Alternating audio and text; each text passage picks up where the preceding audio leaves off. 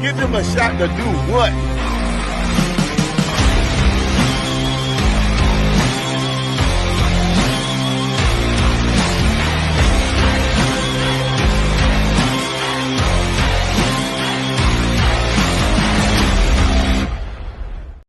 What is going on, everybody? This is Mike Hughes, aka the Shy Kid, and you are listening to the Shy Kid podcast presented by Give Us a Shot Network. So make sure you give us a like, a follow, hit that like and follow button on all social media platforms. The link is in our bio today. You can find ourselves at giveusashot.com, or you can check us out on all social media platforms. You can find myself, Mike Hughes, at the Shy.Kid on Instagram and TikTok for pre and post MLB and WNBA interviews 24/7 all the time. You can also see me bullshitting sometimes, talking about how the Chicago Bears have my mental health in a chokehold. So, with that being said, man, let's get right into it, man.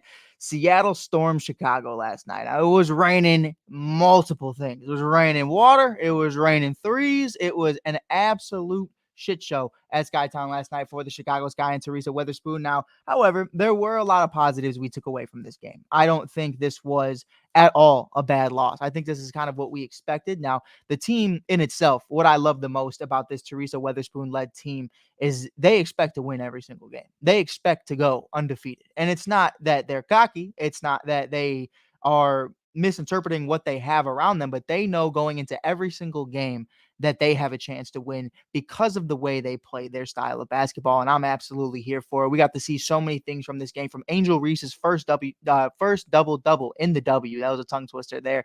Isabel Harrison, her first regular season game back in over a year. You love to see that from her. Obviously suffering the meniscus tear of 2023 with the Chicago Sky. Did not get to play a damn near a single game with the team. She was only here for a few weeks, but having her back in a knee brace, she looks solid. We're going to be breaking down that and so much more. We have an interview with Kennedy Carter and Elizabeth Williams in postgame, talking about Angel Reese and her production thus far with Angel Reese from a rebounding perspective. But let's get into it, man. Let's talk about the topic of the day. The Lincolnwood native, the Chicago legend, Jewell Loyd, back in the building. Got a chance to talk to her in pregame. It was great to see Skylar Diggins-Smith back at it in the league more than anything, because I mean, if you know, you know what I mean? The way things went for Skylar Diggins-Smith in the Phoenix Mercury organization over the last several years, we don't even got to get into it, man. You know what it is. You know what I mean? Like, to see her happy, to see her healthy, to see her in a place where she feels loved and she feels trusted. I mean, it's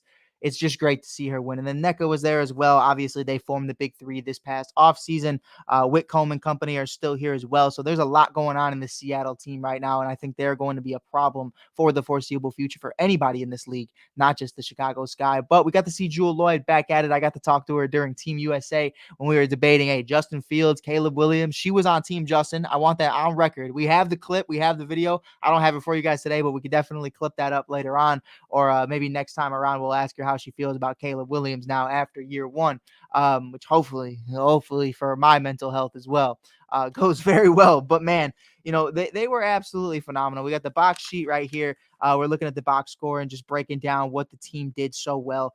I want to start off by saying the Chicago Sky played 3 good quarters of basketball. It was really that third quarter where I felt like they started getting away from things. We saw a lot less of Marina Mabry, but obviously Teaspoon addressed that they wanted to play the hot hand. Obviously, Kennedy Carter was out there dominating. Dana Evans was out there running amok with Kennedy Carter. I mean, they are thunder and lightning right there. That's really what it is. I mean, they're doing their thing. So I love a backcourt of Kennedy Carter and Dana Evans, but you also understand, this offense has really gone through Marina Mabry really early on in this season. And I felt like they got a little bit away from that. And from a rebounding perspective, which we'll get into in a little bit, what we saw in that second half versus the first half felt like 2 very different teams. But let's get into it. First of all, Jewell Loyd in this game. First of all, Skylar, Jewell Loyd, and NECA both weren't that great in the first half. The Sky were really able to neutralize them and really keep them at bay. They were both, if I'm not mistaken, under 12 points by half. So that was actually a pretty solid effort from them in all actuality. I think Skylar and Jewel were both in single digits going into the second half of the game, but they just erupted going into the second half. Skylar Diggins Smith led the team with 21, 3, and 2 in 35 minutes. Jewel Lloyd followed her with 19, 6, and 4 in 38. And obviously, NECA's doing her thing 10, 2, and 5 in 34, but defensively, she was solid. What we've seen from this big three thus far, and this was a question I wanted to ask Teresa Weatherspoon, but after last night, I just thought I'd leave it alone. That's a question for another day, but I'm always curious to how you evaluate and how you create a game plan for a team that you don't have a lot of tape on yet. You have all the tape in the world on NECA and Jewel and Skylar, but them together cohesively, you have not seen something like that before. It's definitely something interesting to play into part. You break down last season, bringing in Brianna Stewart, bringing in Jonquel Jones to pair up with Sabrina Unescu and company, like Courtney Vandersloot. There's so many different pieces. You don't know what the offense is going to look like. You don't know how they're going to flow together. So I was really curious to see how they went about it. Obviously, we weren't at full strength in this game. Camila Cardoso won't be back until this weekend. She will not be playing most likely tomorrow night against Cameron Brink, Rika Jackson, and the LA Sparks, which is super unfortunate. If it was just a few days before, or a few days after, I should say, she definitely would have been in there like swimwear. But with that being said, not understanding you don't have Kaiser, you don't have Camilla, you don't have a lot of players on this team that can really just give you their 100% effort because we're a little banged up right now. Isabel Harrison's back out there. Is she 100% back in tune to who she is? Sure, she's healthy. You know what I mean? But it takes some time. You just missed a year of ball. So I expect nothing but greatness from her this year. I'm super excited to see her get flowing, get going, and just get into that motion, get into the swing of things because when Isabel Harrison is hot, there's a problem. I mean, that's just period, point blank, what it is. I mean, if Isabel Harrison can even be 85%, 80% of who she was prior to that injury, this Sky team is a hell of a lot deeper and a hell of a lot better, both on the rebounding boards and defensively because of it. Offensively as well. I mean, you know what she is. You know what I mean? We don't even, the post player that she's become has been absolutely phenomenal. So I do want to touch on that really quickly. What we saw from Isabel Harrison in her first game back. Obviously, we saw her a little bit against New York in the preseason, but this is her first regular season start. Isabel Harrison plays 10 minutes and 25 seconds. She was great. 5 defensive rebounds and 5 total rebounds. She had 1 steal on the day, 1 technical. And she was +5 in the plus minus with 2 points. Now, obviously, you want to see her continue to get going. You want to see her be the best version of herself all the time. But really, what I'm seeing from her right now is just breaking down who we know she can be. We know who she is. We know what she can become. I also believe, I think if I'm not mistaken, I just looked at, she was 3+ in the plus minus, my mistake. But 5 defensive rebounds from her. It really was exactly what you wanted to see from her. Just grabbing boards, really being the best version of herself, knowing where to be, knowing when to make a play. Obviously, offensively, we would like to see a little bit more from her, but in all actuality, you understand how packed, I guess the packed is the right word, how packed this offense is right now with so many shooters. You have Diamond DeShields back, Angel Reese, Elizabeth Williams, Marina Mabry, and Dana Evans. You understand that it's going to take some time. So I'm excited for it. I think she looked solid in her first appearance back. The sky is the limit, no pun intended, for someone like Isabel Harrison. I think she can have a phenomenal year. She has a great chip on her shoulder. And I talked about this in pregame, and I talked about this to a couple other people who are also, in the W organization. And what I love about Izzy the most is she's there. She is present, whether she's playing or not. She's present, and I think that's one of the more important things. There's no shade, no disrespect to anybody in the NBA, but more times than not, when somebody goes down with a season-ending injury, that's the last time you're going to see them for quite some time. Isabel Harrison is in there like swimwear every single game. She's at every single practice. She's showing up and showing out, whether she's rehabbing or not. She's doing her thing. And I love that she's present because she's a voice. She's a vocal veteran leader on this team. And I think that's going to be really good for the team moving forward, having those individuals in there who know what it's like to go through things, trials and tribulations, such as Diamond DeShields, Angel Reese, for other reasons as well. Angel's got so many trials and tribulations she's gone through that aren't just injury, mainly, just media and just, having this platform that not a lot of women have had at this stage, and then obviously you have someone like Kaiser who, is back in the league, and there's just so many great storylines of this team. And I'm just super excited to continue to watch them grow and watch them play together. There's some dogs. There's some dogs. DAWG, like, period. That's what it is. They are phenomenal playing together. I love the grit, the grind, the tenacity that they hold. It's really the Chicago Sky way. And we've seen that time and time again throughout the years. I think the biggest thing when you talk Chicago Sky basketball, that grit and grind all the time. I mean, that's what it is, from Kalia Copper to Courtney Williams to Allie Quigley, Elena Deladon, Cynthia Fowles. I mean, the list goes on. Candace Parker. We can do this all day. What I love the most, though, from this team itself is it starts at the top. Jeff understands what it means to be a winner. Jeff understands what it means to come from humble beginnings. Teresa Weatherspoon, I mean, I don't even need to say anything else.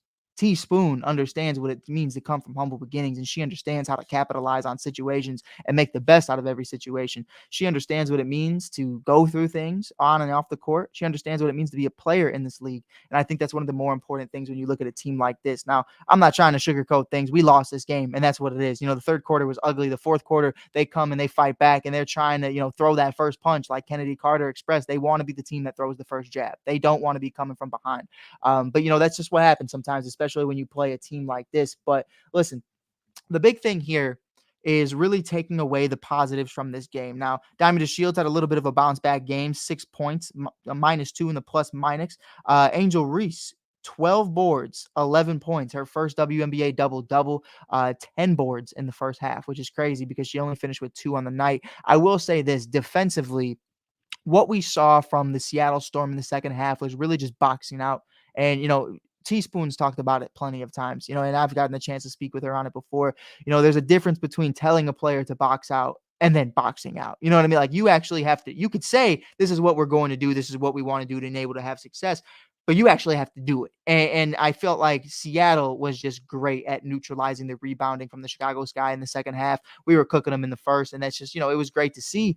But it really was a quiet game, I felt like, from a rebounding perspective and a shooting perspective in that third quarter. It was really unfortunate. But Elizabeth Williams, who is probably, if not the most intelligent player in the entire WNBA. I love picking her brain. I love having conversations with her and just hearing the way she speaks and presents herself and how she goes about every single day. I mean, to me, especially from a rebounding perspective, she's a modern day Dennis Rodman, like, period. That's what it is. But she is phenomenal defensively. She knows exactly where she needs to be. She understands the pick and roll like nobody else offensively as well. So I got a chance to talk to her about her and Angel Reese combining for 20 rebounds last night. Now, obviously, the second half wasn't the efforts that they wanted to have, but here's my interview with Elizabeth Williams on her connection with Angel thus far. Yeah, I was just wondering if you could talk a little bit about your chemistry thus far with Angel. You guys combined for 20 rebounds tonight. I know it wasn't the production that you guys wanted to have towards the end of the game, but how have you felt that your chemistry with her from a rebounding perspective has been? I mean, Angel's going to rebound. That's something that she came into the league doing really well, and, I know she's going to continue to do that, and I think rebounding, a lot of it is effort. And I know I'm going to get that from her every night. So, I still think they had too many offensive rebounds, and that's a point of emphasis for us. But, we're going to continue working. I think, when you listen to her speak about, we already knew this. You know what I mean? Everybody knew this going into it, that this is what Angel was going to be able to provide for the team. E isn't gonna slide you. E isn't gonna hype anybody up. She understands what it means to be a veteran in this league. She understands how good Angel Reese is, and they've been playing phenomenally together. And I expected nothing less. I mean, they have been so great, and I think it's just going to continue to get better. This is a very small team. Kennedy Carter expressed that. And they're not physically, small. They are out there bodying people, boxing people out, setting traps, doing everything they need to do, just playing physical.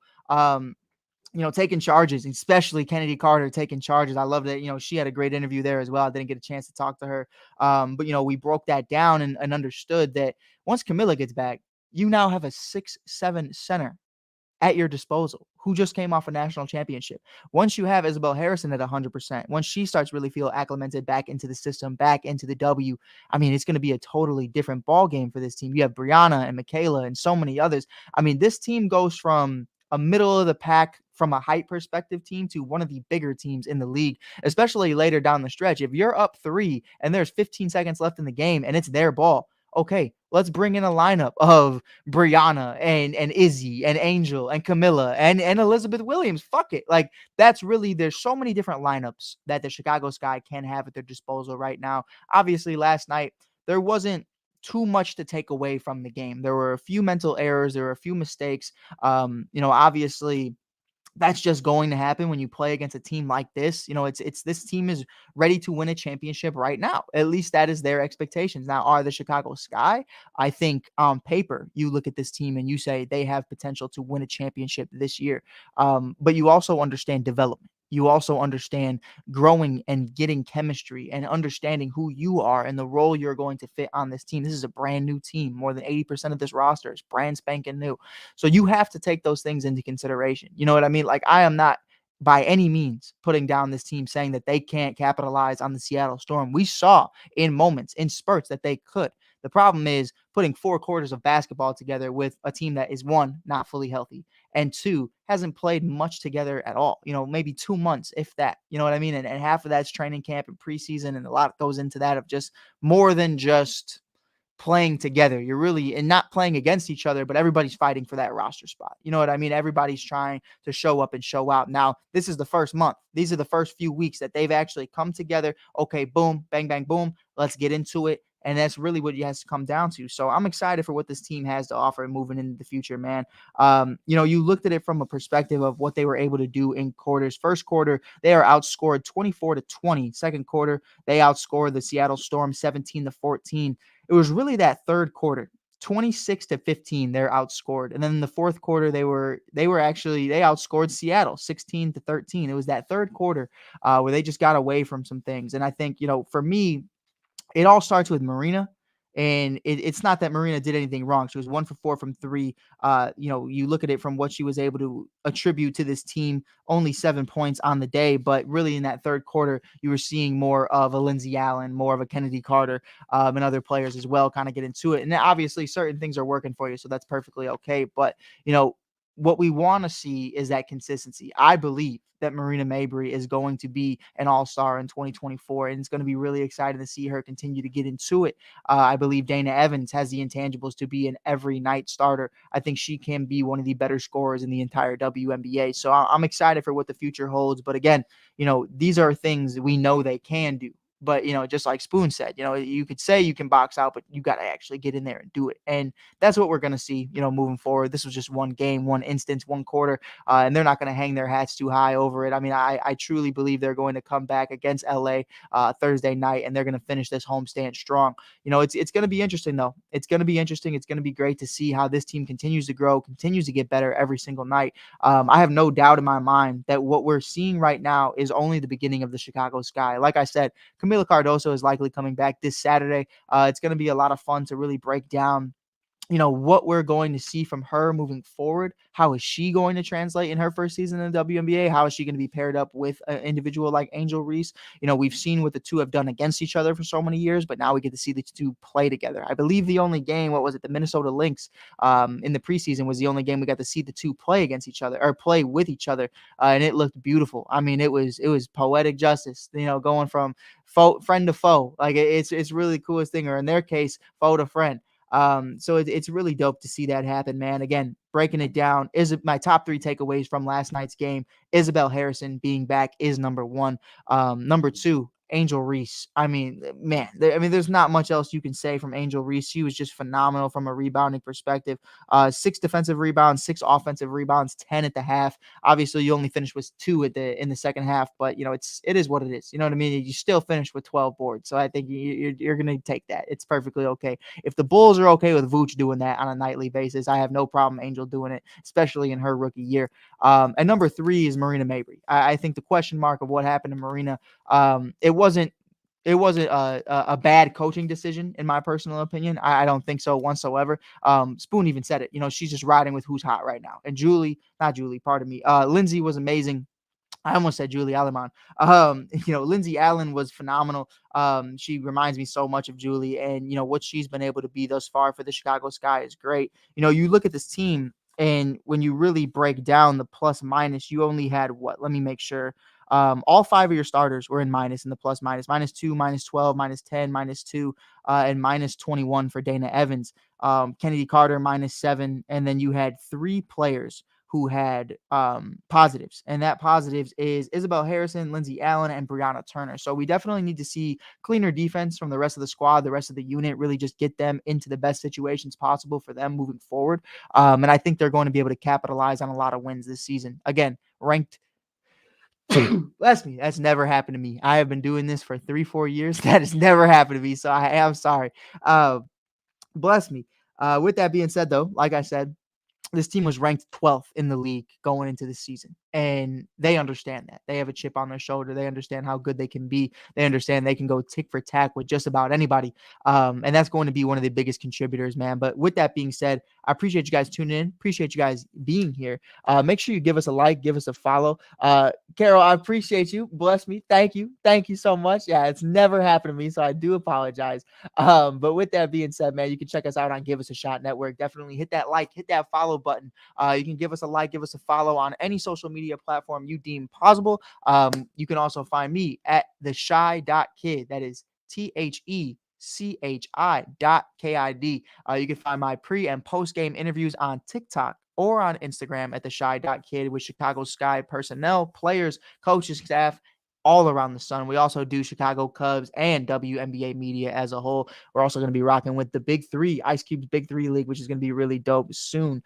With that being said, I appreciate you guys tuning in. Appreciate you guys being here. This is Mike Hughes, aka The Shy Kid. You are listening to Give Us a Shot Network. Until next time, peace.